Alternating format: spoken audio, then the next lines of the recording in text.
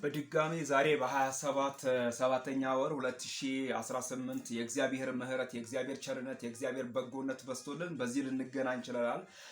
እንዲህ እንላለን ዛሬ መዳን በሌላ በማንም የለም እንድንበት ዘንድ ከሰማይ በታች የተሰጠን ስም ኢየሱስ ክርስቶስ ነው። የልጁም የኢየሱስ ክርስቶስ ደም ከኃጢአት ሁሉ ያድናል ያነጻል እያልን ይህን የታመነውን የምስራቹን ወንጌል እንናገራለን። ጌታ ለዘላለም ይባረክ። እግዚአብሔር ከኛ ጋር ባይሆን ኖሮ እስራኤል እንዲህ ይበር። እግዚአብሔር ከኛ ጋር ባይሆን ኖሮ በዚያን ጊዜ የጎርፍ ውሃ በላያችን ላይ ባለፈ ነበር። ለጥርሳቸው ንክሻ አሳልፎ ያልሰጠን እግዚአብሔር ይባረክ። ወጥመድ ተሰበረ፣ እኛም አመለጥን። ረድኤታችን ሰማይና ምድርን በሰራው በእግዚአብሔር ስም ነው ይላል። እንግዲህ ዳዊት እግዚአብሔር ለዘላለም ይባረክ። እንግዲህ ለዚህ ያበቃን የእግዚአብሔር ምህረት በስቶልን፣ የእግዚአብሔር ቸርነት በስቶልን፣ የእግዚአብሔር ቸርነት የእግዚአብሔር በጎነት በስቶልን ነው ያለው። ዛሬም ይህንን የታመነውን ወንጌልን ሰብከዋለን። ሌላ ምንም አያድንም። የሚያድነው ኢየሱስ ክርስቶስ ነው። የኢየሱስ ክርስቶስ አዳኝነት እስከ ዓለም ዳርቻ